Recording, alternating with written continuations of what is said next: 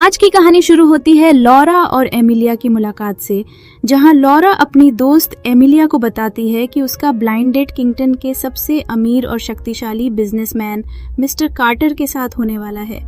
Laura उसे चेतावनी देती है कि मिस्टर कार्टर बहुत ही कठोर और खतरनाक इंसान है। लोग कहते हैं कि वह 48 घंटे तक लगातार मीटिंग करता रहता है, न खाना खाता है और न किसी को आराम करने देता है। उसके बारे में यहाँ तक अफवाह है कि अपनी ऊर्जा बनाए रखने के लिए वह ब्लड ट्रांसफ्यूजन तक करवाता है। एमिलिया के लिए यह ब्लाइंड डेट और भी अजीब है क्योंकि असल में उसके अंकल ने उसे भेजा है, जबकि उसकी कजिन सैडी को कभी ऐसी समस्याओं का सामना नहीं करना पड़ता। एमिलिया बचपन से ही अपने अंकल के घर पली बड़ी होती है, लेकिन वहाँ सैडी को हमेशा ज्यादा प्यार और महत्व मिलता है और एमिलिया को नजरअंदाज किया जाता है। इसलिए वह फैसला करती है कि इस बार वह अपनी किस्मत खुद बदलेगी। वह सोचती है कि अगर मिस्टर कार्टर इतना शक्तिशाली और अमीर है तो उससे शादी करना ही सबसे बेहतर रास्ता हो सकता है। इसी वक्त मिस्टर कार्टर अपनी पूरी सिक्योरिटी और स्टाफ के साथ वहां पहुंचता है। उसकी एंट्री इतनी प्रभावशाली होती है कि हर कोई उसके सामने खामोश हो जाता है। एमिलिया उसे देखकर बिल्कुल नहीं डरती और सीधे उसके सामने बैठ जाती है।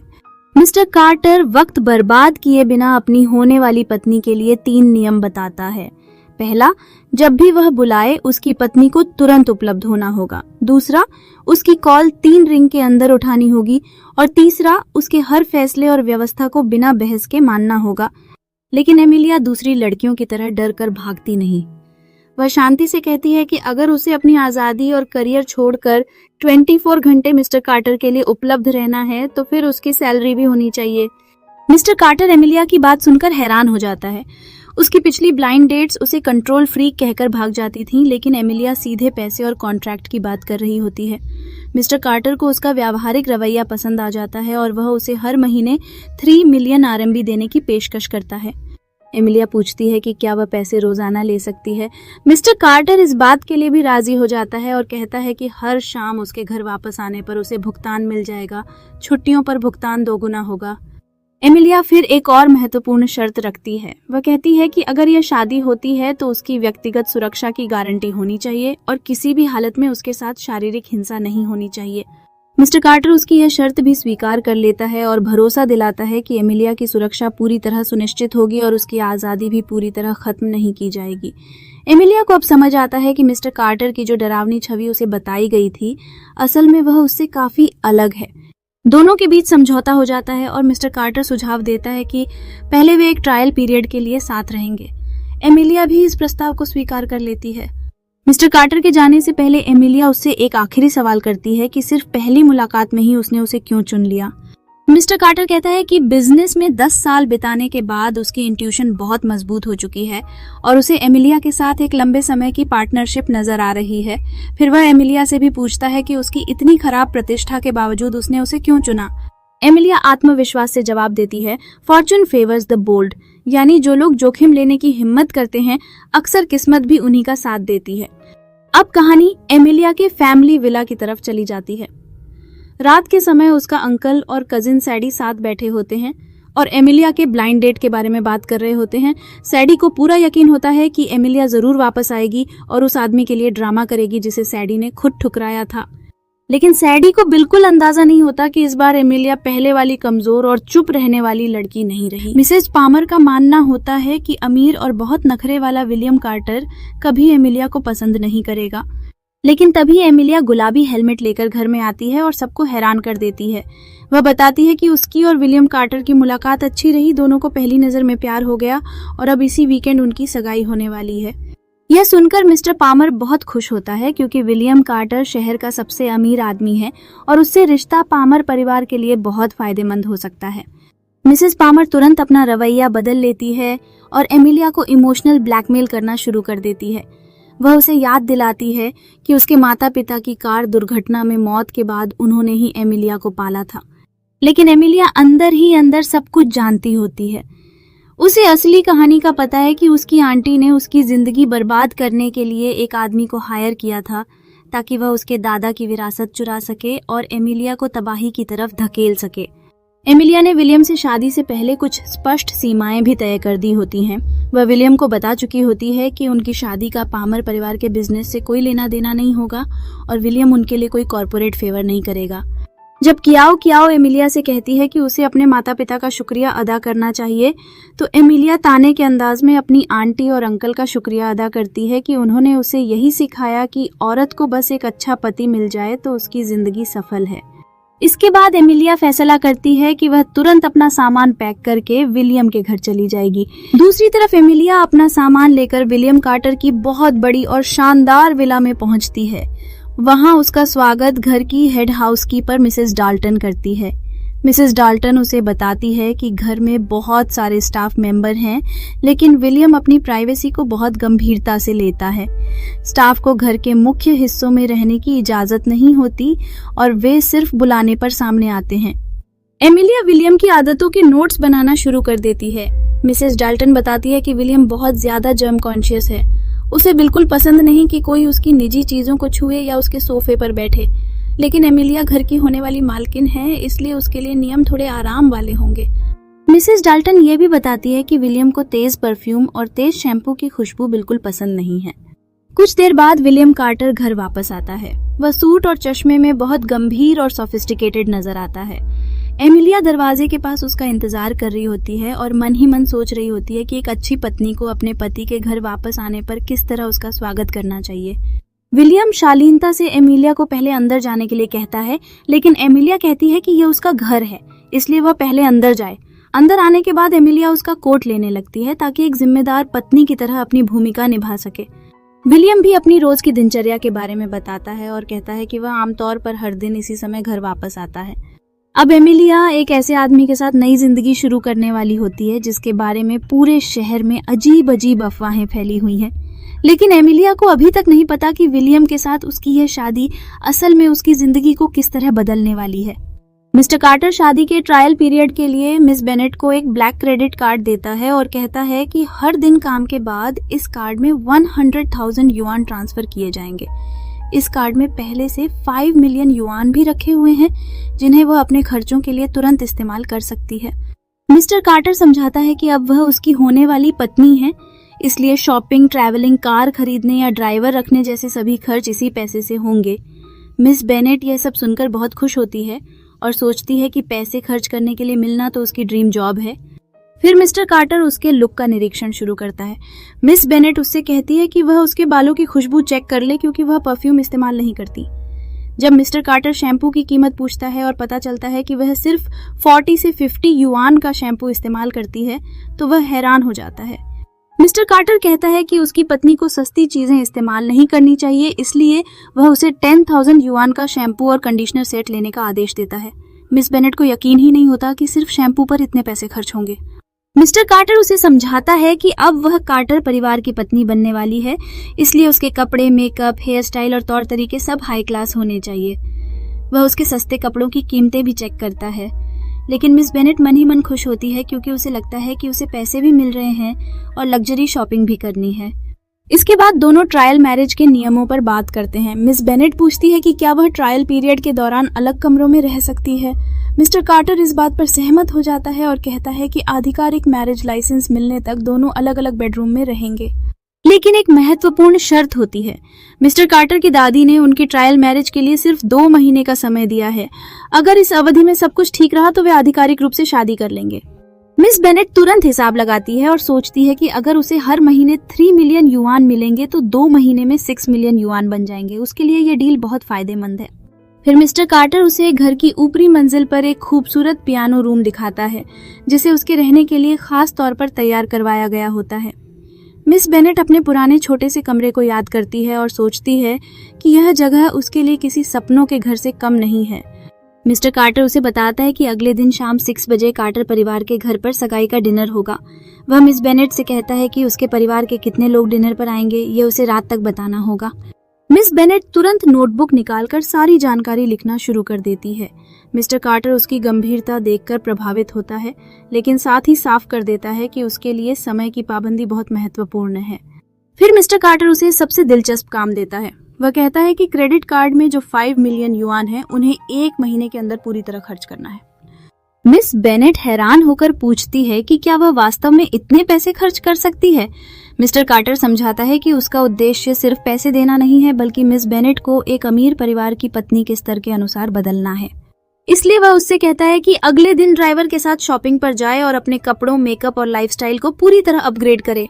मिस बेनेट मन ही मन बहुत खुश होती है और सोचती है कि मिस्टर कार्टर शायद इतना बुरा आदमी भी नहीं है, लेकिन मिस्टर कार्टर एक और सख्त नियम बता देता है। वह कहता है कि मिस बेनेट जो भी चीज खरीदेगी उसकी फोटो लेनी होगी और हर सामान की तस्वीर उसे भेजनी होगी, ताकि वह यह सुनिश्चित कर सके कि 5 मिलियन युआन सही तरीके से खर्च हो रहे हैं। अब मिस बेनेट के लिए असली चुनौती शुरू होने वाली होती है, क्योंकि उसे सिर्फ ट्रायल पत्नी नहीं बनना, बल्कि मिस्टर कार्टर की हाई क्लास पत्नी की तरह दिखना भी सीखना है। विलियम कार्टर उस लड़की से कहता है कि वह अपने लिए अंदर से बाहर तक नए कपड़े खरीदे। लड़की हैरान होकर सोचती है कि क्या अंडरवियर भी नया लेना होगा और विलियम को अजीब और डरावना समझने लगती है। जब वह वहां से जाने लगती है तो विलियम उसे रोककर कहता है कि शॉपिंग की रसीदें असिस्टेंट शॉ को भेजे। लड़की को समझ नहीं आता कि वह रसीदें सीधे विलियम को क्यों नहीं भेज सकती। विलियम बताता है कि उसके निजी मैसेज असिस्टेंट शॉ संभालता है, लेकिन उसे जो कार्ड दिया गया है वह विलियम के अकाउंट से लिंक है, इसलिए उसकी हर शॉपिंग की नोटिफिकेशन विलियम को खुद मिल जाएगी। विलियम फिर एक अजीब नियम बनाता है कि अगर लड़की अपनी नौकरी बचाना चाहती है तो वह $5,000 से कम की कोई चीज नहीं खरीदेगी। लड़की को जब पता चलता है कि इस तरह वह महीने में बहुत ज्यादा पैसा खर्च कर सकती है तो वह खुशी खुशी यह शर्त मान लेती है। रात को लड़की अपने कपड़े लेकर नीचे बाथरूम जाने की कोशिश करती है, लेकिन विलियम सिल्क पजामा पहने उसे रोक लेता है। वह कहता है कि वह उसके निजी बाथरूम में जाकर शॉवर ले। लड़की अपने सस्ते शैम्पू की खुशबू को लेकर परेशान होती है और सोचती है कि विलियम को उससे परेशानी होगी, लेकिन विलियम बिल्कुल गंभीर रहता है। लड़की उससे पूछती है कि क्या वह कीटाणुओं से बहुत डरता है।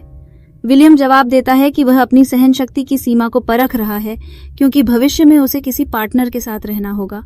लड़की निजी चीजें शेयर करने को लेकर सवाल करती है तो विलियम सीधे कह देता है कि उसे इसकी आदत डालनी होगी, क्योंकि आगे चलकर दोनों को एक ही बेड भी शेयर करना पड़ेगा। विलियम की इतनी सीधी बात सुनकर लड़की पूरी तरह हैरान हो जाती है। वह सोचती है कि शायद विलियम इंसान नहीं बल्कि एआई है, क्योंकि उसकी बातें बिल्कुल भावनाहीन हैं। शॉवर लेने के बाद लड़की विलियम के लग्जरी स्किन केयर प्रोडक्ट्स इस्तेमाल करती है और उनकी महंगी खुशबू से प्रभावित हो जाती है। तभी विलियम बाथरूम के बाहर से पूछता है कि क्या वह तैयार है। लड़की घबरा जाती है क्योंकि उसकी नजर सिंक में गिरे अपने बालों पर पड़ती है।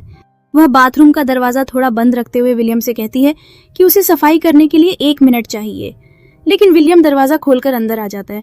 लड़की सोचती है कि अब विलियम जरूर गुस्सा करेगा, लेकिन विलियम बाल देखकर बिल्कुल प्रतिक्रिया नहीं देता।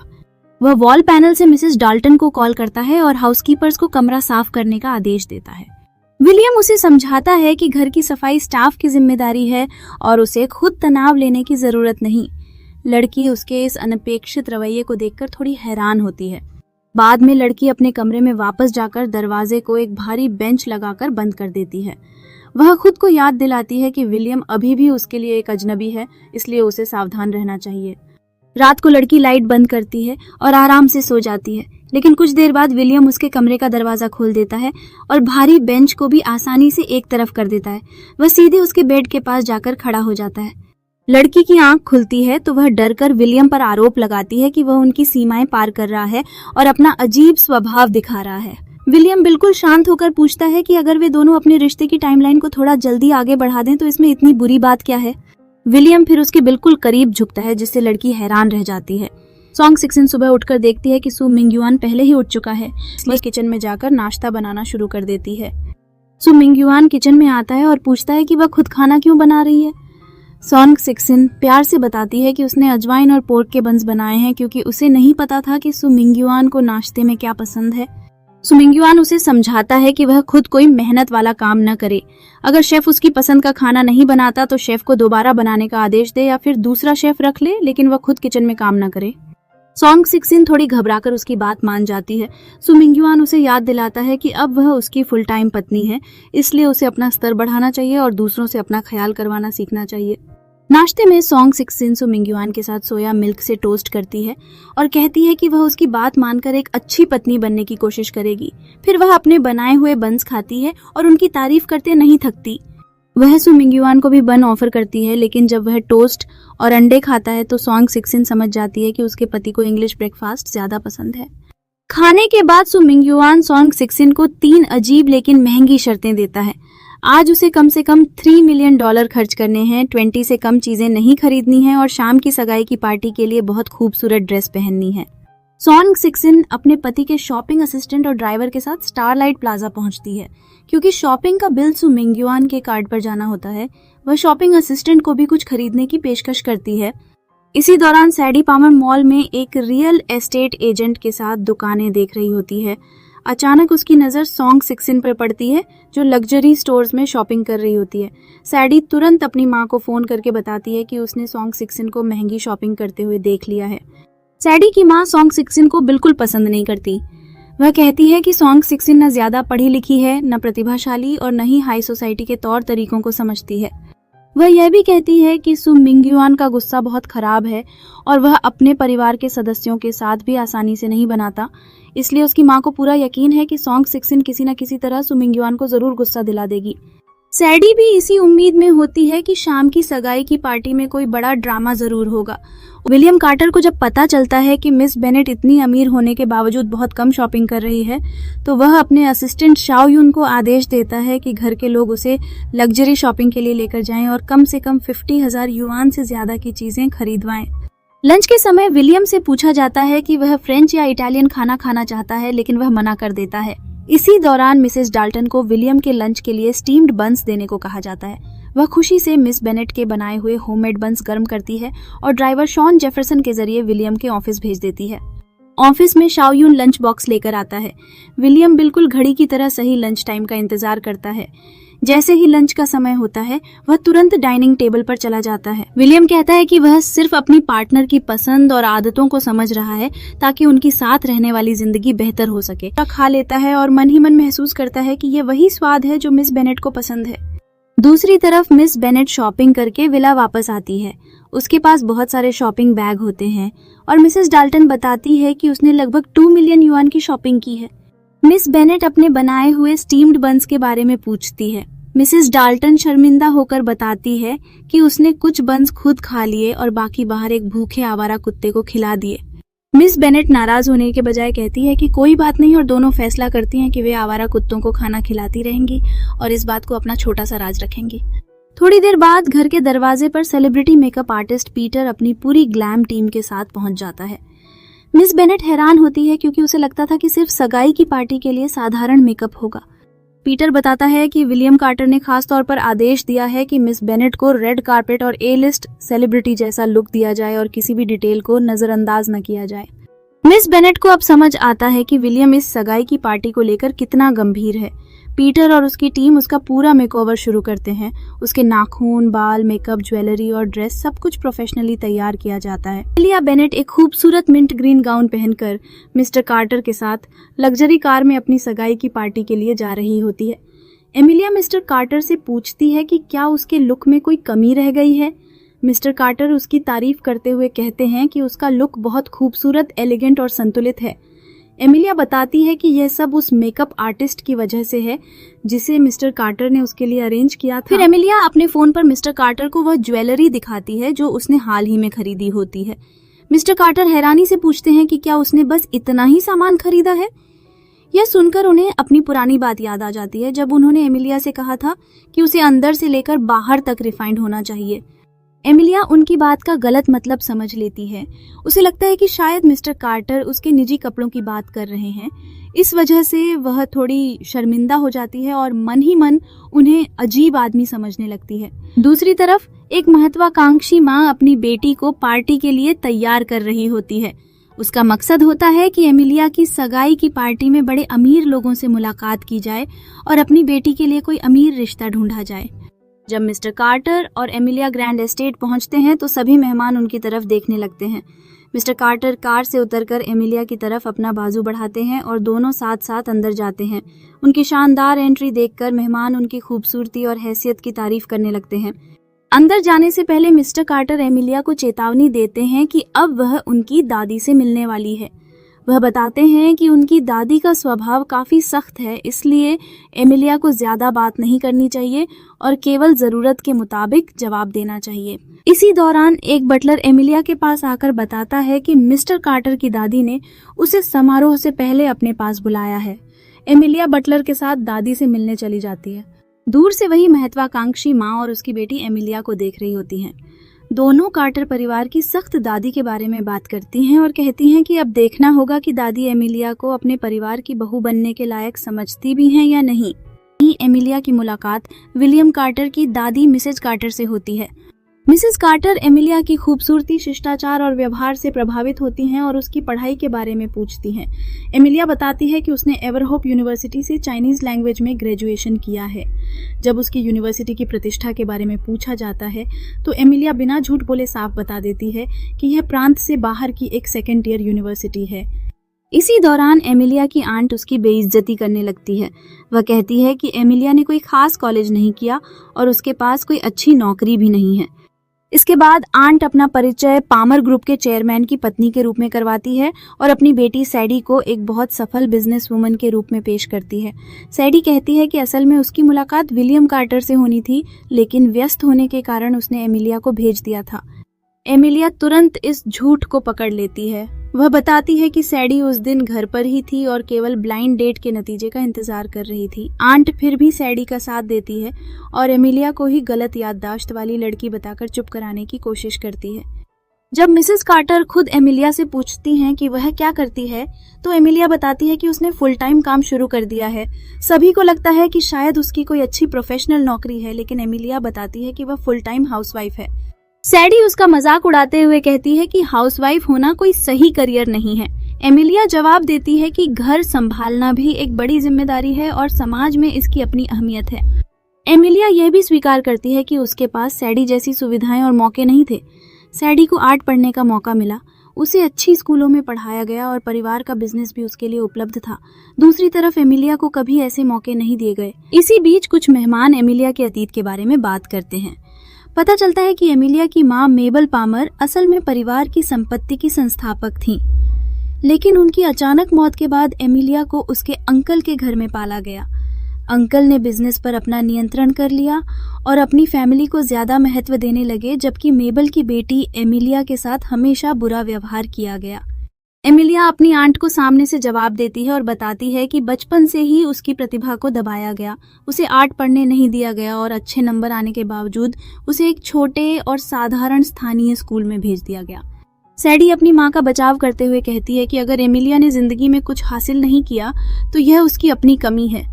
एमिलिया भी चुप नहीं रहती। वह सैडी को याद दिलाती है कि वह उसकी सगाई की पार्टी में इतने चमकदार कपड़े पहनकर सिर्फ लोगों का ध्यान खींचने और किसी अमीर आदमी को प्रभावित करने के लिए आई है। सैडी अपनी नौकरी और सैलरी पर गर्व करते हुए एमिलिया से पूछती है कि अगर वह हाउसवाइफ है तो उसकी सैलरी कौन देता है। तभी विलियम कार्टर हॉल में प्रवेश करते हैं और सबके सामने कहते हैं कि एमिलिया की सैलरी वह देते हैं। विलियम सीधे एमिलिया के पास जाकर उसके साथ खड़े हो जाते हैं। एमिलिया के लिए यह बेहद भावुक पल होता है, क्योंकि जिंदगी में पहली बार कोई उसके लिए सबके सामने खड़ा हुआ था। एमिलिया की आंट विलियम की बात को सिर्फ अलाउंस कहकर छोटा करने की कोशिश करती है, लेकिन विलियम साफ कहते हैं कि एमिलिया उनके लिए पूरा घर और घरेलू जिम्मेदारियां संभालती है। इस तरह विलियम सबके सामने एमिलिया को सम्मान देते हैं और उसके परिवार के सामने उसका साथ देकर सभी को हैरान कर देते हैं। अब एमिलिया बेनेट विलियम कार्टर की मंगेतर बन चुकी होती है और दोनों परिवार के साथ एक समारोह में होते हैं। दादी और अंकल इस बात से खुश होते हैं कि विलियम पहले की तरह सिर्फ अपने काम में व्यस्त नहीं रहता, बल्कि एमिलिया की वजह से उसके अंदर काफी अच्छा बदलाव आया है। विलियम भी एमिलिया के लिए परिवार के साथ समय बिताने लगा है।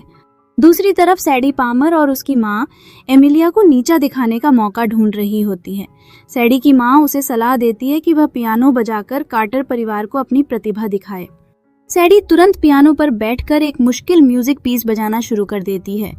उसे लगता है कि उसकी शानदार परफॉर्मेंस देखकर सभी लोग उससे प्रभावित होंगे, लेकिन दादी को उसकी पियानो परफॉर्मेंस बिल्कुल पसंद नहीं आती। वह कहती हैं कि सैडी की परफॉर्मेंस में भावनाएं नहीं हैं और सुनने में भी अच्छी नहीं लग रही। सैडी फिर भी एमिलिया को अप्रत्यक्ष रूप से अपमानित करती है और उसकी म्यूजिकल स्किल्स का मजाक उड़ाती है। एमिलिया उसके पास पियानो के करीब आ जाती है। इसी दौरान सैडी की परफॉर्मेंस रुक जाती है और दोनों के बीच बहस शुरू हो जाती है। बैंक्वेट के बाद दादी विलियम को समझाती हैं कि वह एमिलिया का अच्छी तरह ख्याल रखें। इसके बाद वह एमिलिया को एक निजी टी रूम में ले जाती है। दादी एमिलिया को कार्टर परिवार का बेहद कीमती इंपीरियल ग्रीन जेड ब्रेसलेट देती हैं। यह परिवार का पुराना विरासत में मिला गहना होता है जिसे वॉल्ट नंबर 1 में सुरक्षित रखा गया था। इतना कीमती तोहफा देखकर एमिलिया हैरान हो जाती है और कहती है कि अभी उनकी केवल सगाई हुई है, इसलिए शादी के बाद ऐसा तोहफा लेना ज्यादा उचित होगा। लेकिन दादी उसकी बात नहीं मानती। वह कहती हैं कि वह अपनी होने वाली बहू को अभी से अपना परिवार मानती हैं। एमिलिया मन ही मन बहुत खुश होती है क्योंकि उसे लगा था कि विलियम की दादी बहुत सख्त होंगी, लेकिन असल में वह काफी मिलनसार और प्यार करने वाली निकलती है। फिर दादी एमिलिया से विलियम के बारे में पूछती हैं कि क्या विलियम उसके साथ बहुत ठंडा या अजीब व्यवहार करता है। एमिलिया मानती है कि विलियम कभी कभी थोड़ा ठंडा जरूर रहता है। दादी इसकी जिम्मेदारी खुद लेती हैं और कहती हैं कि शायद उन्होंने विलियम को अपनी भावनाएं सही तरीके से व्यक्त करना नहीं सिखाया। दादी एमिलिया से अनुरोध करती हैं कि अगर विलियम कभी उसकी उम्मीदों पर पूरा न उतरे तो वह उसे एक और मौका जरूर दे। तभी विलियम वहां आ जाते हैं और कहते हैं कि अब काफी देर हो गई है, इसलिए उन्हें घर वापस जाना चाहिए। एमिलिया दादी से वादा करती है कि वह उनकी सारी बातें याद रखेगी। दादी दोनों को विदा करती हैं और विलियम से गिफ्ट बॉक्स साथ ले जाने को कहती हैं। वह दोनों को दोबारा अपने मेंशन आने का न्योता भी देती हैं। विलियम एमिलिया का हाथ पकड़कर उसके साथ बाहर निकल जाते हैं। रास्ते में विलियम एमिलिया से कहते हैं कि अगर दादी की बातों से वह परेशान हुई है तो वह उसे मुआवजा दे सकते हैं, लेकिन एमिलिया मुस्कुराते हुए कहती है कि उसने दादी से जो वादा किया है वह एक सीक्रेट है। विलियम को समझ नहीं आता कि आखिर उन दोनों के बीच क्या बात हुई थी। अगली सुबह विलियम घर से निकलने की तैयारी करता है और किचन में स्टीम्ड बन देखता है। हाउसकीपर बताती है कि सगाई की पार्टी के बाद एमिलिया अब भी सो रही है। विलियम आधिकारिक तौर पर हाउसकीपर से कहते हैं कि अब से एमिलिया को मिसेज कार्टर कहकर बुलाया जाए। साथ ही वह कहते हैं कि एमिलिया से दोबारा वही स्वादिष्ट बन बनाने को कहा जाए, लेकिन उसे यह बिल्कुल न बताया जाए कि विलियम पहले भी उसके बनाए हुए बन खा चुके हैं और उन्हें बहुत पसंद करते हैं। विलियम के जाने के बाद एमिलिया उठकर नीचे आती है। हाउसकीपर उसे सम्मान से मिसेज कार्टर कहकर बुलाती है और उससे बन की रेसिपी शेयर करने को कहती है। एमिलिया कहती है कि आज उसका बन बनाने का मन नहीं है। तब हाउसकीपर मजाक में एक आवारा कुत्ते का जिक्र करती है जिसे उसके बनाए हुए बन बहुत पसंद थे। असल में वह इशारों इशारों में विलियम की बात कर रही होती है। एमिलिया यह सुनकर हैरान होती है कि विलियम जैसा नखरे वाला और ठंडा इंसान भी उसके बनाए हुए बन इतने पसंद करता है। एमिलिया समझ जाती है कि मिसेस डाल्टन असल में विलियम कार्टर की बात कर रही है। विलियम को घर का खाना पसंद आ रहा था, लेकिन उसकी इज्जत भी बचानी थी। मिसेस डाल्टन खाना एक बॉक्स में पैक करती हैं और उसे हर्मीज स्कार्फ में लपेट देती हैं। एमिलिया मजाक में कहती है कि उस आवारा कुत्ते के लिए विलियम का पसंदीदा मिनरल वाटर भी भेज देना। बाद में मिसेस डाल्टन ये खाना विलियम के ड्राइवर के जरिए उनके पास पहुंचा देती हैं। विला में मिसेस डाल्टन एमिलिया को बताती हैं कि विलियम ने उसे घर की चीजें अपनी मर्जी से इस्तेमाल करने की पूरी इजाजत दे दी है। एमिलिया की नजर घर में रखे खूबसूरत ग्रैंड पियानो पर पड़ती है और वह पियानो बजाना शुरू कर देती है। पियानो बजाते समय एमिलिया को अपना बचपन याद आ जाता है। बचपन में वह पियानो बजाने में बहुत प्रतिभाशाली थी, लेकिन उसकी आंट ने जानबूझकर उसे पियानो की प्रैक्टिस छोड़ने पर मजबूर कर दिया था। आंट ने एमिलिया को यह कहकर बहकाया था कि बच्चों को इतनी मुश्किल प्रैक्टिस नहीं करनी चाहिए और उसे अपनी बचपन की जिंदगी का आनंद लेना चाहिए। लेकिन असल में आंट का मकसद एमिलिया को उसकी कजिन सैडी से पीछे रखना था। सैडी को सख्त पियानो ट्रेनिंग दी जाती थी और वह लेवल 8 का सर्टिफिकेट भी हासिल कर लेती है। अब वर्तमान में एमिलिया दोबारा पियानो बजाती है और अपनी पुरानी प्रतिभा को फिर से जिंदा करती है। वह फैसला करती है कि अब उसे किसी के कंट्रोल में रहने की जरूरत नहीं है। बाहर खड़ी होकर अपने पति विलियम कार्टर का इंतजार कर रही होती है। विलियम घर पहुंचकर उसे इतनी ठंड में बाहर खड़े रहने पर डांटते हैं और कहते हैं कि उसे उनका इंतजार करने की जरूरत नहीं है। क्लोई को विलियम की यह चिंता दिल से अच्छी लगती है। क्लोई विलियम से पूछती है कि जब वह काम पर हो तो क्या वह पियानो की प्रैक्टिस कर सकती है, क्योंकि वह ऑनलाइन पियानो क्लास लेना चाहती है। विलियम ऑनलाइन क्लास से मना कर देते हैं। वह कहते हैं कि ऑनलाइन पढ़ाई उतनी अच्छी नहीं होती, इसलिए वह क्लोई के लिए घर पर ही एक बहुत एक्सपर्ट प्राइवेट टीचर का इंतजाम करेंगे। बाद में क्लोई सफेद पियानो बजाती है और विलियम चुपके से दरवाजे पर खड़े होकर उसे देखते रहते हैं। विलियम समझ जाते हैं कि क्लोई को संगीत का सच में बहुत शौक है। फिर वह क्लोई से कहते हैं कि वह ऊपर वाला मुख्य बेडरूम इस्तेमाल करे, जबकि वह खुद नीचे वाले स्टडी रूम को अपना बेडरूम बना लेंगे जब तक कि दोनों की आधिकारिक रूप से शादी नहीं हो जाती। क्लोई अपने नए बड़े और खूबसूरत कमरे में शिफ्ट हो जाती है। वहां उसे विलियम की UCLA ग्रेजुएशन की तस्वीर मिलती है और वह उसकी शिक्षा देखकर प्रभावित होती है। विलियम क्लोई के लिए प्रोफेसर आयरीन क्लार्क को प्राइवेट पियानो टीचर बनाकर घर ले आते हैं।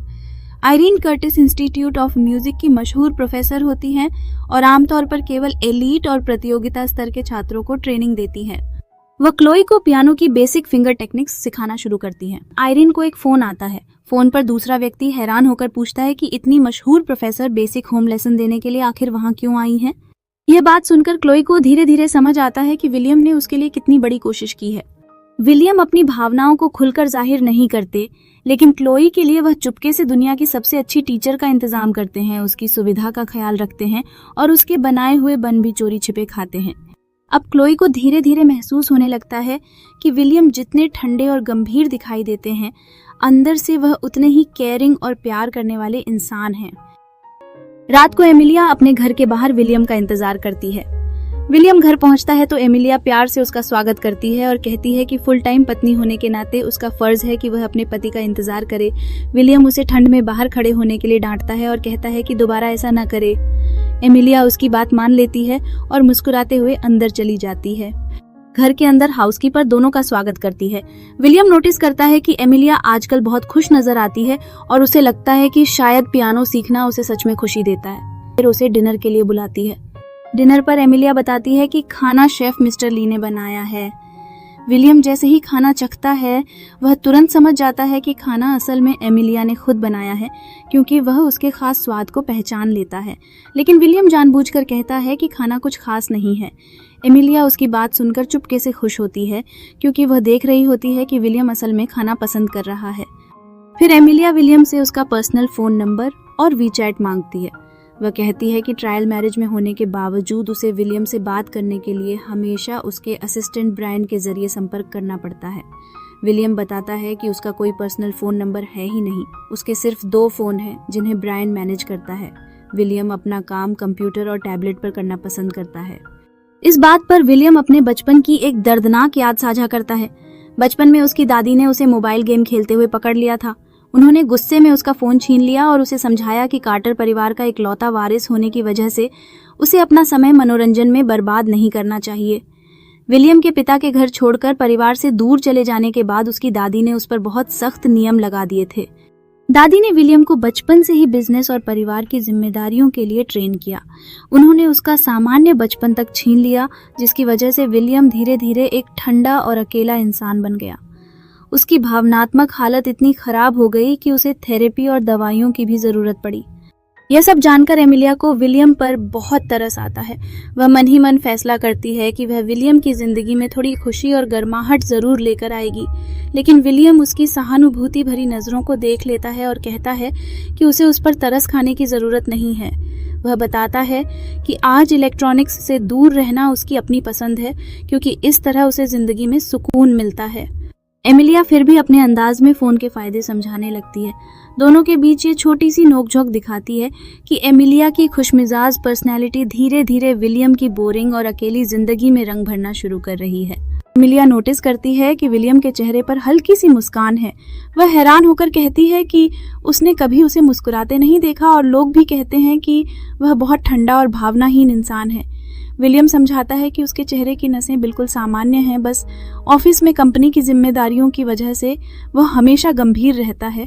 फिर वह पूछता है कि उसके बारे में और कौन कौन सी अफवाहें सुनी हैं। एमिलिया उससे उन अफवाहों के बारे में पूछती है जिनमें कहा गया था कि एक कर्मचारी मीटिंग में बेहोश हो गया था और एक एग्जीक्यूटिव ने कंपनी से गद्दारी की थी। विलियम बताता है कि डायरेक्टर व्हाइट असल में बहुत ज्यादा तनाव और दिल की समस्या की वजह से गिर गए थे। वहीं गद्दारी करने वाला एग्जीक्यूटिव जुए के कर्ज में बुरी तरह फंसा हुआ था और विलियम तक पहुंचने से पहले ही एक खतरनाक आग में फंस गया था। एमिलिया समझ जाती है कि उसकी दोस्त लॉरा ने उसे सच्चाई से कहीं ज्यादा बढ़ा चढ़ाकर गॉसिप सुनाई थी, इसलिए वह तुरंत कह देती है कि उसने ये सब सिर्फ इंटरनेट पर पढ़ा था। बात बदलने के लिए एमिलिया डिनर के बाद प्रोजेक्टर पर फिल्म देखने का सुझाव देती है। विलियम भी मान जाता है और कहता है कि साथ में फिल्म देखना एक डेट जैसा है, जो उनकी ट्रायल मैरिज के लिए बिल्कुल ठीक है। फिर वह एमिलिया से कहता है कि अब उसे नए अंदाज में बुलाना सीखना चाहिए। एमिलिया शर्माते हुए उसे पति कहने की कोशिश करती है, लेकिन बीच में ही घबरा जाती है और बात बदलकर स्टीफन चाउ की कॉमेडी फिल्म लगा देती है। दोनों सोफे पर साथ बैठकर फिल्म देखने लगते हैं और स्नैक्स खाते हैं। एमिलिया फिल्म देखकर जोर जोर से हंसने लगती है, जबकि विलियम चुपचाप उसे देखकर खुश होता रहता है। इसी दौरान एमिलिया के हाथ पर फ्राइड चिकन और चिप्स का तेल लगा होता है और गलती से उसका हाथ विलियम के हाथ से छू जाता है। एमिलिया को याद आता है कि विलियम को जर्म्स बिल्कुल पसंद नहीं है और वह सफाई का बहुत ज्यादा ध्यान रखता है। वह डर जाती है कि अब विलियम गुस्सा करेगा, इसलिए वह तुरंत टिश्यू लेकर उसका हाथ साफ करने लगती है। लेकिन एमिलिया की हैरानी की कोई सीमा नहीं रहती, क्योंकि विलियम बिल्कुल गुस्सा नहीं करता। वह आराम से उसे अपना हाथ साफ करने देता है और फिर दोनों दोबारा फिल्म देखने लगते हैं। रात बढ़ने पर विलियम स्नैक्स का पैकेट एमिलिया से दूर कर देता है और उसका हाथ पकड़कर कहता है कि रात में ज्यादा खाना उसके पेट के लिए ठीक नहीं होगा। एमिलिया मन ही मन सोचती है कि विलियम की जर्म्स से जुड़ी परेशानी शायद सिर्फ उसके सामने ही खत्म हो जाती है। पहली बार उसे महसूस होता है कि शायद वह विलियम के लिए सच में खास बन चुकी है। दोनों के बीच रोमांटिक माहौल बन जाता है और एमिलिया सोचने लगती है कि कहीं विलियम अब उसे किस करने वाला तो नहीं है। एमिलिया सोफे पर विलियम के साथ बैठी होती है और अचानक अपनी कल्पना में उसके साथ एक रोमांटिक पल देखने लगती है, लेकिन जब वह हकीकत में वापस आती है तो देखती है कि वह विलियम का हाथ पकड़े बैठी है। विलियम उसके पसीने वाले हाथ को देखकर पूछता है कि क्या वह किसी आदमी का हाथ पकड़ने से नर्वस हो रही है। एमिलिया तुरंत बहाना बनाती है कि कमरा बहुत गर्म है। मन ही मन वह सोचती है कि शायद विलियम रिश्तों के मामले में उतना अनुभवी नहीं है जितना लोग समझते हैं। थोड़ी देर बाद विलियम एमिलिया से पूछता है कि वह इतने दिनों से सिर्फ एक ही लाउंजवेयर सेट क्यों इस्तेमाल कर रही है। एमिलिया बताती है कि उसके पास 2 सेट हैं और हैरान होकर पूछती है कि क्या लाउंजवेयर के भी कोई खास स्टैंडर्ड होते हैं। विलियम उसे बताता है कि स्टारलाइट होल्डिंग्स में इस हफ्ते एक वीआईसी रिसेप्शन होने वाली है और उसे वहां से हाई एंड लग्जरी लाउंजवेयर खरीद लेनी चाहिए। एमिलिया फोन पर वीआईसी का मतलब सर्च करती है और उसे पता चलता है कि वीआईसी बहुत ज्यादा खर्च करने वाले खास क्लाइंट होते हैं जो वीवीआईपी से भी ऊपर की कैटेगरी में आते हैं। एमिलिया तुरंत सोचती है कि वह अपनी बेस्ट फ्रेंड लॉरा को भी अपने साथ ले जाएगी। विलियम एमिलिया को समझाता है कि अब वह उसकी पत्नी है और लोगों की नज़र उस पर भी है, इसलिए बाहर जाते समय उसे थोड़ा ज़्यादा सावधान रहना चाहिए। एमिलिया उसकी चिंता के लिए धन्यवाद करती है, लेकिन विलियम अपने हमेशा की तरह गंभीर अंदाज में कहता है कि वह चिंता नहीं कर रहा, बल्कि पत्नी होने के नाते उसकी जिम्मेदारियां याद दिला रहा है। इसके बाद एमिलिया अपनी दोस्त लॉरा से मिलती है। लॉरा लग्जरी शॉपिंग बैग देखकर बहुत खुश होती है। वह बताती है कि यह शॉपिंग विलियम की कंपनी के खर्चे पर हुई है और पत्नी होने के नाते एमिलिया को काफी अच्छा अलाउंस मिल रहा है। लॉरा चिंता से पूछती है कि कहीं विलियम ने एमिलिया के साथ बुरा व्यवहार तो नहीं किया या अपना गुस्सा तो नहीं दिखाया, क्योंकि उसने विलियम के बारे में बहुत सारी डरावनी अफवाहें सुन रखी थीं। एमिलिया उसे भरोसा दिलाती है कि विलियम उसकी बहुत इज्जत करता है और उसे अच्छा अलाउंस भी देता है, बस उसके कुछ सख्त नियम हैं। फिर लॉरा एक और हैरान करने वाली बात बताती है। विलियम ने जब उससे पूछा था कि क्या वह एमिलिया की बेस्ट फ्रेंड है, उसके कुछ ही समय बाद एचआर ने लॉरा को अचानक प्रमोशन दे दिया। लॉरा को लगता है कि विलियम ने जानबूझकर उसे प्रमोट किया ताकि एमिलिया के करीबी लोगों को खुश रखा जा सके।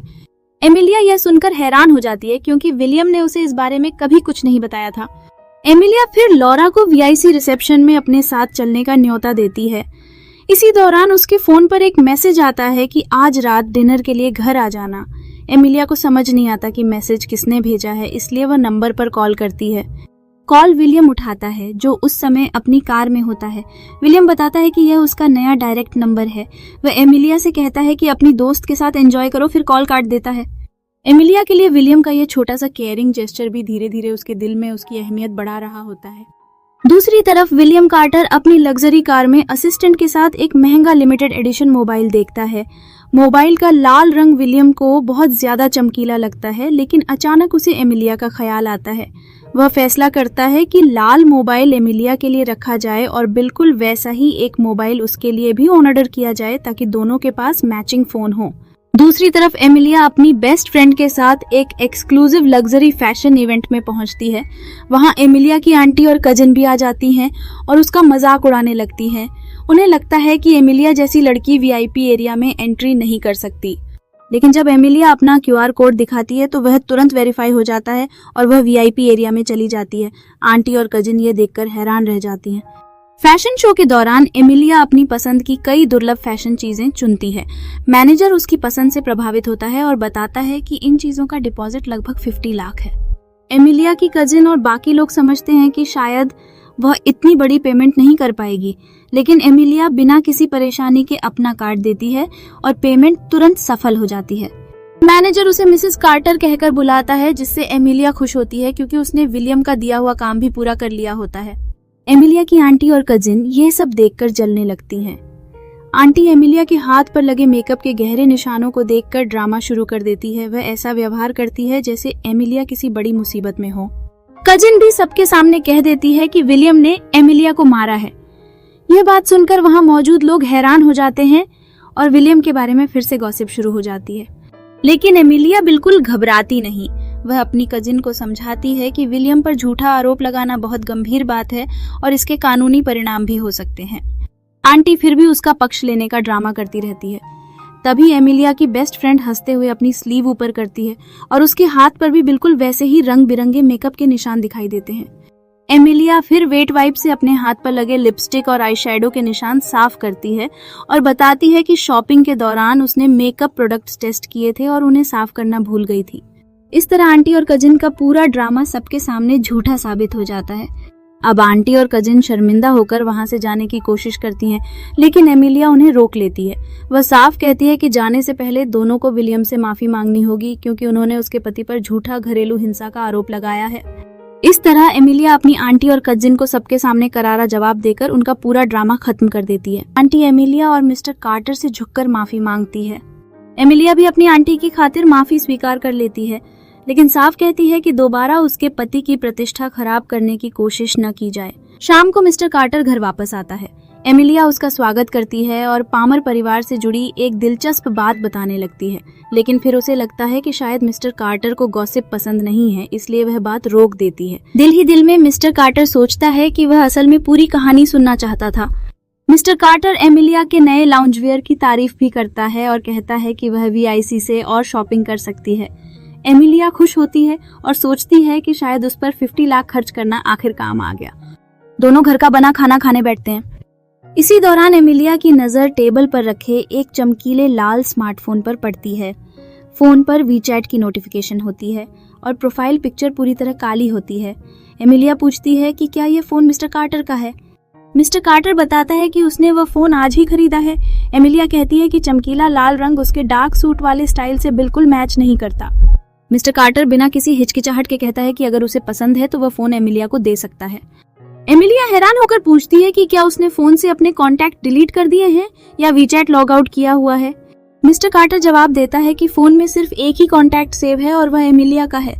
यह सुनकर एमिलिया बहुत हैरान हो जाती है कि उसके पति के नए फोन में सिर्फ उसका नंबर सेव है। एमिलिया को यकीन हो जाता है कि मिस्टर कार्टर के फोन में न कोई सीक्रेट कॉन्टैक्ट है और न कोई हिडन अकाउंट।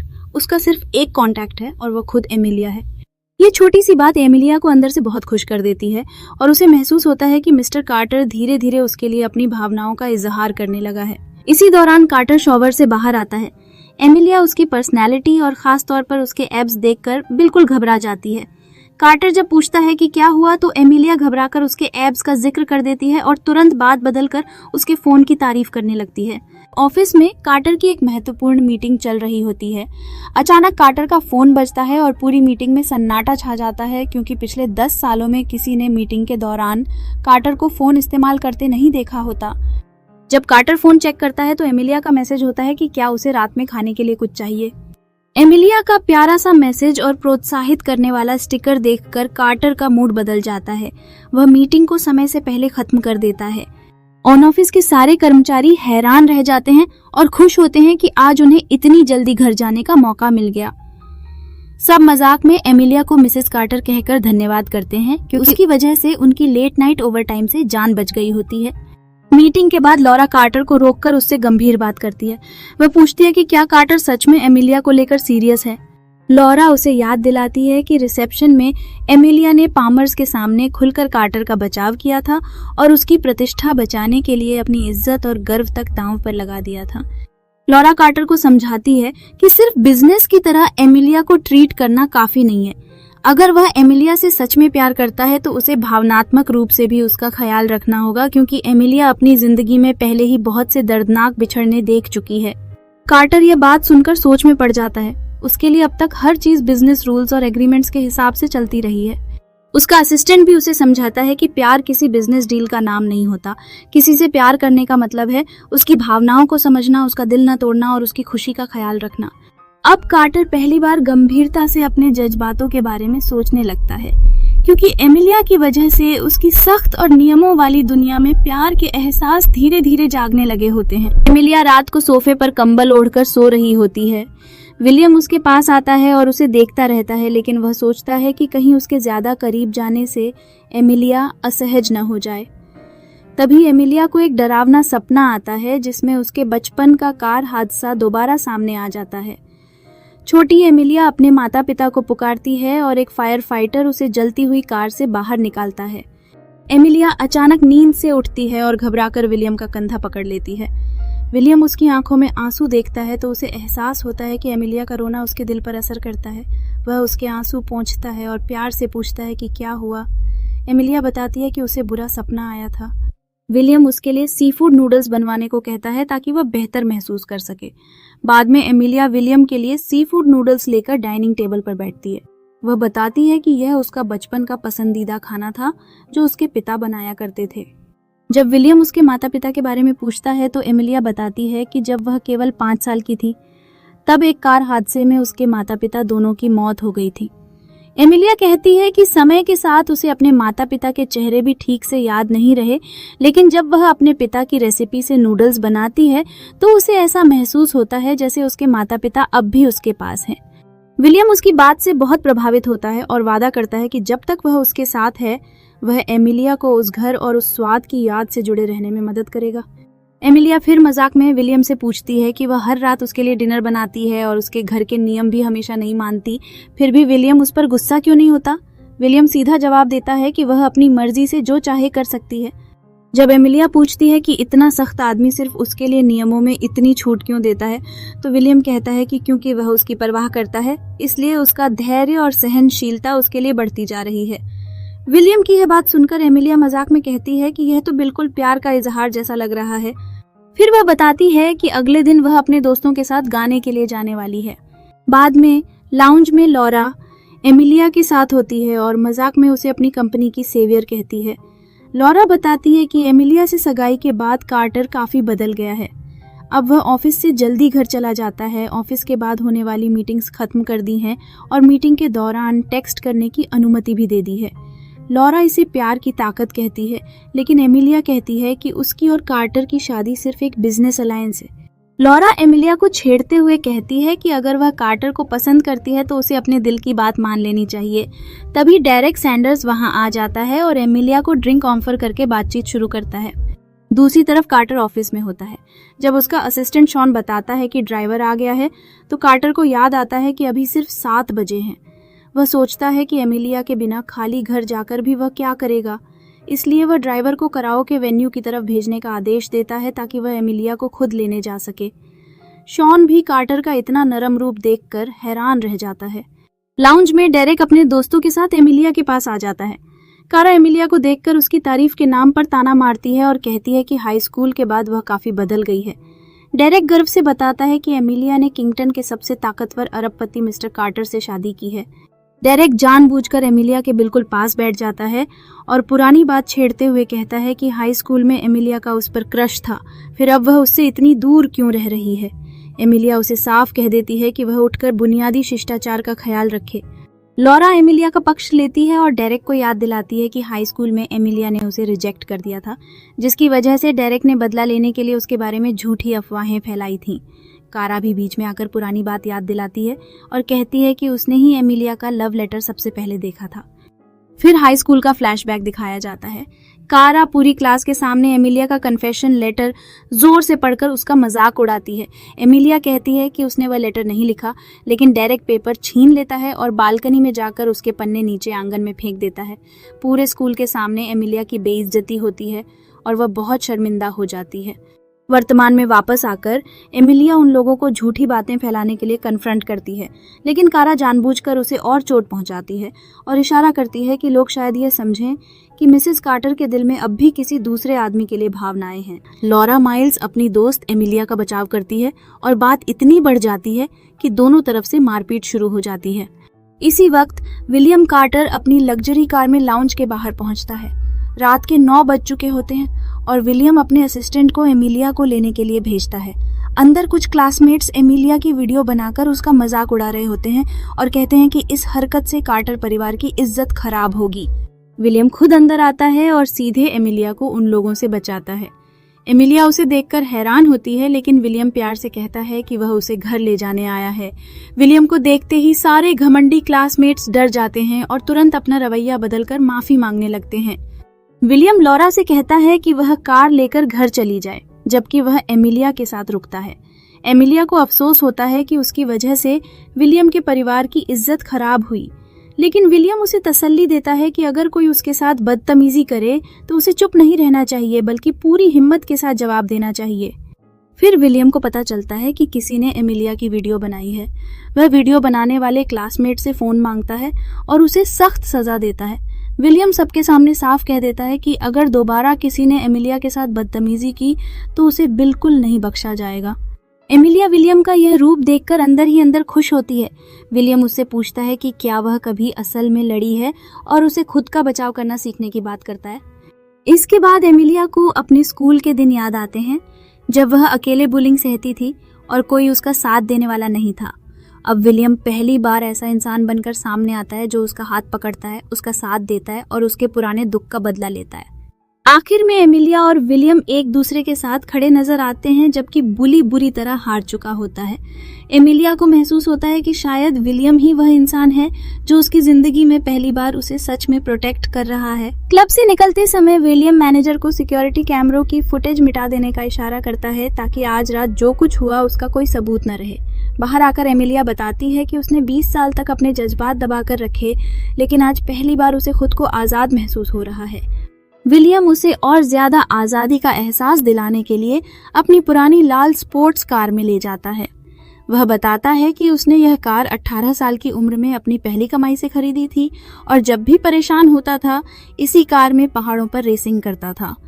विलियम एमिलिया को ड्राइविंग करने के लिए कहता है। एमिलिया पहले डर जाती है, लेकिन विलियम उसका हाथ स्टीयरिंग पर रखकर तसल्ली देता है कि वह उसे कुछ नहीं होने देगा। एमिलिया हिम्मत करती है और कार को हाईवे पर तेज चला देती है। रात के सुनसान हाईवे पर एमिलिया अपनी पूरी खुशी का इजहार करते हुए जोर से चीखती है। कुछ देर बाद दोनों कार रोककर बैठते हैं। एमिलिया का दिल एक्साइटमेंट से तेज धड़क रहा होता है। विलियम उसे गहरी सांस लेने को कहता है। इसी खूबसूरत पल में एमिलिया आसमान की तरफ देखती है और महसूस करती है कि बर्फ गिरना शुरू हो गई है। उसे लगता है जैसे जिंदगी में पहली बार वह सच में आजाद है। बर्फीली रात में मिस्टर कार्टर अपनी मंगेतर के साथ लाल स्पोर्ट्स कार में रिवर फ्रंट पर घूमने जाता है। दोनों के बीच गहरी बातचीत होती है। उसकी मंगेतर बताती है कि वह अक्सर अपने जज्बात दिल में दबा लेती है और उसे डर है कि शायद उसके अंदर एक डार्क साइड भी है। मिस्टर कार्टर उसे समझाता है कि अपनी हिफाजत करना बिल्कुल स्वाभाविक बात है और उसे अपनी भावनाएं खुलकर बतानी चाहिए। मिस्टर कार्टर की बात से हिम्मत पाकर उसकी मंगेतर अचानक उसे किस कर लेती है। मिस्टर कार्टर उसकी किसिंग स्किल्स का मजाक करता है, जिस पर वह बताती है कि उसने पहले कभी किसी को डेट या किस नहीं किया। फिर मिस्टर कार्टर खुद उसे किस करना सिखाता है। उसकी मंगेतर हैरान होती है कि वह इतना स्किल्ड कैसे है और पूछती है कि क्या उसने पहले प्रैक्टिस की थी। मिस्टर कार्टर बताता है कि उसने किसी और के साथ प्रैक्टिस नहीं की, बल्कि हर चीज को अपने दिमाग में पहले से प्लान किया था। उसकी मंगेतर को लगता है कि उसने उसका प्लान खराब कर दिया है, लेकिन मिस्टर कार्टर उसे दोबारा रोमांटिक पल जारी रखने के लिए कहता है। इसी दौरान एक पपराजी चुपके से दोनों की तस्वीरें ले लेता है और समझता है कि उसके हाथ एक बड़ी एक्सक्लूसिव खबर लग गई है। अगली सुबह दोनों नाश्ता कर रहे होते हैं। मंगेतर अपने होंठों को देखकर थोड़ी शर्मिंदा होती है, जबकि मिस्टर कार्टर बिल्कुल सामान्य अंदाज में उसके खाने को टेस्ट करने के लिए कहता है। फिर मंगेतर को पता चलता है कि उनकी किसिंग की तस्वीरें इंटरनेट पर ट्रेंड कर रही हैं। मिस्टर कार्टर बताता है कि वह पहले ही उनकी स्टोरीज हटवा चुका है। मंगेतर को लगता है कि शायद मिस्टर कार्टर उसे पब्लिक में स्वीकार करने से शर्माता है, लेकिन वह समझाता है कि उसकी पोजीशन की वजह से इतनी जल्दी उसका नाम पब्लिक करना उसके लिए सुरक्षित नहीं होगा। मंगेतर पूछती है कि क्या शादी की तारीख तय होने के बाद वह दोनों के रिश्ते को आधिकारिक रूप से घोषित करेगा। मिस्टर कार्टर कहता है कि उनकी ट्रायल मैरिज अभी चल रही है और शादी से पहले सब कुछ ठीक तरह से व्यवस्थित करने में समय लगेगा। वह सोचती है कि मिस्टर कार्टर ने उसे किस भी किया है, लेकिन फिर भी शादी के बारे में बात नहीं करता और बार बार कहता है कि दोनों सिर्फ पार्टनर हैं। बाहर से वह मिस्टर कार्टर को सुझाव देती है कि इंटरनेट पर चल रही उनकी तस्वीरें हटा दी जाएं ताकि लोगों को उनके कॉन्ट्रैक्ट और एम्प्लॉयर एम्प्लॉय रिश्ते के बारे में पता न चले। लेकिन अंदर ही अंदर मिस्टर कार्टर को अपनी बनाई हुई सीमाओं पर अफसोस होता है, क्योंकि फीमेल लीड ने उसकी बात को गंभीरता से ले लिया है।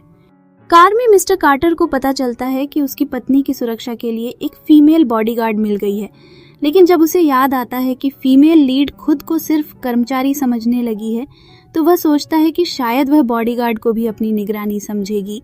इसी वजह से वह बॉडीगार्ड का इंतजाम रद्द कर देता है। दूसरी तरफ फीमेल लीड विला में क्रिस्टल पियानो बजाते हुए उदास होती है। रात को मिस्टर कार्टर भी फोन लेकर परेशान बैठा रहता है, क्योंकि उसे हैरानी होती है कि फीमेल लीड ने पूरे दिन उसे एक मैसेज तक नहीं किया। जब मिस्टर कार्टर घर वापस आता है तो फीमेल लीड उसे प्यार से हनी कहकर बुलाती है, लेकिन उसके लहजे में पहले जैसी गर्माहट नहीं होती। मिस्टर कार्टर उसके दिए हुए लेट नाइट स्नैक को भी मना कर देता है। फीमेल लीड उसका कोट हाउसकीपर को देकर दिल में फैसला करती है कि अब वह उसके लिए कभी खाना नहीं बनाएगी। बाद में अपने कमरे में जाकर वह फोन पर एक छोटी बच्ची और उसके दादा की भावुक वीडियो देखती है। वीडियो देखकर फीमेल लीड को एहसास होता है कि जिंदगी में कोई भी हमेशा साथ नहीं रहता। वह फैसला करती है कि उसे अपनी भावनात्मक सुरक्षा खुद बनानी चाहिए और किसी के सहारे पर निर्भर नहीं होना चाहिए। इसी समय रात के 4 बजे मिस्टर कार्टर बालकनी में अकेला बैठा होता है और उसका वह मैसेज देखता है जिसमें फीमेल लीड सिर्फ अपनी डेली सैलरी के लिए औपचारिक तरीके से धन्यवाद कहती है। मिस्टर कार्टर को यह बात अंदर से बहुत दुख पहुंचाती है, क्योंकि उसे लगता है कि उनका रिश्ता सिर्फ पैसों और कॉन्ट्रैक्ट तक रह गया है। अगली सुबह मिस्टर कार्टर अपने थेरेपिस्ट डॉक्टर हेरोल्ड के पास जाता है और नींद की गोलियां मांगता है, लेकिन डॉक्टर पहले उससे बात करने पर जोर देता है। मिस्टर कार्टर बताता है कि उसके सीने में अजीब सा दबाव और दर्द है और उसके अंदर बिल्कुल ऊर्जा नहीं रही। डॉक्टर हेरोल्ड पूछता है कि क्या किसी इंसान की वजह से वह इतना परेशान है। मिस्टर कार्टर मान लेता है कि एक खास महिला की नकली और दूरी वाली मुस्कान देखकर उसे अजीब बेचैनी होने लगती है। डॉक्टर हेरोल्ड हैरान हो जाता है और पूछता है कि क्या वह महिला है, क्योंकि मिस्टर कार्टर का यह व्यवहार उसकी सामान्य पर्सनैलिटी से बिल्कुल अलग है। जो आदमी हमेशा नियमों का पालन करता था और किसी भावनात्मक परेशानी से दूर रहता था, अब वही एक लड़की की वजह से रातों की नींद खो चुका है। यहाँ से साफ पता चलने लगता है कि मिस्टर कार्टर को फीमेल लीड से सिर्फ कॉन्ट्रैक्ट वाला रिश्ता नहीं बल्कि सच में प्यार हो चुका है। कार में वह उसकी सोशल मीडिया पोस्ट देखता है, जहां वह अपनी कुछ खोई हुई चीजों और अपने ग्रैंड पेरेंट्स को याद कर रही होती है। कार्टर को उसकी पुरानी असुरक्षा और अकेले छोड़ दिए जाने का डर याद आता है। फिर उसकी नजर एक शैल वाली एक्सेसरी की तस्वीर पर पड़ती है। कार्टर फैसला करता है कि वह इसी छोटी सी चीज से शुरुआत करेगा और फीमेल लीड को दोबारा महसूस करवाएगा कि वह उसके लिए बहुत महत्वपूर्ण है। वह अपने ड्राइवर को ऑफिस जाने का आदेश देता है और अपने 3 दिनों के सारे काम व्यवस्थित करवाता है। कोरिया की मीटिंग को भी सियोल में खुद जाकर अटेंड करने का फैसला करता है। कुछ दिनों बाद कार्टर वापस विला आता है। फीमेल लीड उसका इंतजार कर रही होती है। कार्टर शॉपिंग बैग लेकर आता है और उसे अंदर जाने के लिए कहता है। अंदर जाकर वह उसे एक गिफ्ट देता है। फीमेल लीड धन्यवाद करती है और कहती है कि उसे गिफ्ट पसंद है, लेकिन कार्टर समझ जाता है कि उसकी खुशी सिर्फ औपचारिक है। फिर कार्टर एक छोटा सा वेलवेट बॉक्स निकालता है। बॉक्स खुलते ही फीमेल लीड हैरान रह जाती है, क्योंकि अंदर एक दुर्लभ शेल हेयर क्लिप होती है जो बिल्कुल उस हेयर क्लिप जैसी होती है जिसे उसने बचपन में खो दिया था। यह देखकर उसकी आंखों में खुशी और भावनाएं आ जाती हैं। कार्टर उसके हाथ पकड़कर दिल से माफी मांगता है। वह समझाता है कि शादी की तारीख को लेकर उसकी हिचकिचाहट का मतलब यह नहीं था कि वह उसके साथ भविष्य नहीं चाहता, वह सिर्फ चीजों को जल्दबाजी में नहीं करना चाहता था। अब फीमेल लीड को समझ आता है कि उसने कार्टर को गलत समझा था। जब वह पूछती है कि इतनी दुर्लभ चीज उसे कहां से मिली, तो कार्टर बताता है कि इसे ढूंढने में उसे 3 दिन लगे। फ्लैशबैक में दिखाया जाता है कि कार्टर खुद सियोल की गलियों और बाजारों में जाकर दुकान दुकान उस पुरानी शेल एक्सेसरी को ढूंढता रहा था। फीमेल लीड कार्टर को प्यार से समझाती है कि आगे से उसे अपने दिल की बात खुलकर बतानी चाहिए, ताकि दोनों के बीच कोई गलतफहमी न हो।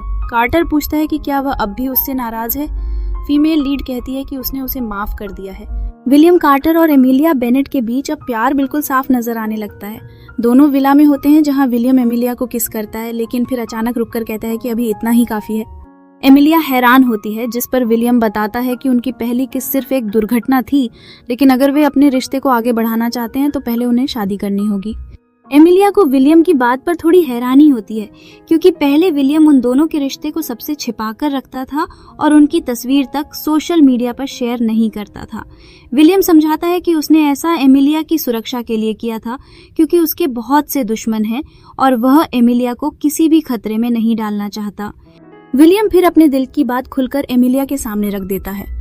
वह बताता है कि बचपन से उसकी जिंदगी सख्त नियमों के मुताबिक गुजरी, इसलिए उसे कभी अपने इमोशंस का इजहार करना नहीं आया, लेकिन एमिलिया से मिलने के बाद उसकी सोच बदल गई। अब वह समझ चुका है कि एमिलिया के लिए अपना कंट्रोल खो देना कोई कमजोरी नहीं बल्कि प्यार है। विलियम सीधे एमिलिया से कहता है कि वह उससे प्यार करता है और अपनी पूरी जिंदगी उसके साथ बिताना चाहता है। फिर वह एमिलिया को शादी के लिए प्रपोज कर देता है। एमिलिया भी अपने दिल की बात शेयर करती है। वह बताती है कि वह बहुत पॉजिटिव है और कभी कभी उसका दिल करता है कि वह विलियम का फोन चेक करे, क्योंकि उसे डर रहता है कि कहीं उसकी जिंदगी में कोई दूसरी लड़की ना हो। अगर विलियम की तवज्जो उससे हट जाए तो एमिलिया इनसिक्योर और हर्ट महसूस करती है। एमिलिया विलियम से पूछती है कि क्या वह ऐसे रिश्ते को स्वीकार कर सकता है जहां उसका दिल और ध्यान सिर्फ एमिलिया के लिए हो। विलियम बिना किसी झिझक के कहता है कि वह खुद एमिलिया को उससे भी ज्यादा पॉजिटिव तरीके से चाहता है। विलियम की बात सुनकर एमिलिया को यकीन हो जाता है कि दोनों एक दूसरे को दिल से समझते हैं, इसलिए वह शादी के लिए हाँ कर देती है। इसके बाद दोनों एक दूसरे को गले लगाते हैं और अपने प्यार का इजहार करते हैं।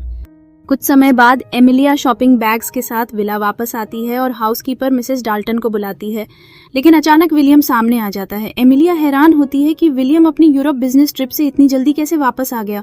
विलियम बताता है कि उसने विला के सभी स्टाफ को 1 हफ्ते की छुट्टी दे दी है। एमिलिया मजाक में शिकायत करती है कि अब वह स्टाफ के बिना अमीर बीवी की तरह आराम से कैसे रहेगी। विलियम उसे तसल्ली देता है कि अब किसी नौकर की जरूरत नहीं, क्योंकि वह खुद एमिलिया का ख्याल रखेगा।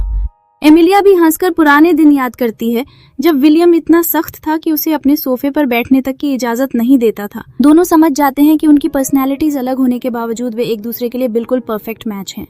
आखिर में एमिलिया कहती है कि उन्हें किसी और के लिए बदलने की जरूरत नहीं है। दोनों एक दूसरे को स्वीकार कर चुके हैं और अब उनका रिश्ता प्यार और शादी की तरफ मजबूती से बढ़ रहा है। इसके बाद दोनों एक दूसरे को किस करते हैं और उनकी लव स्टोरी का हैप्पी एंडिंग दिखाया जाता है।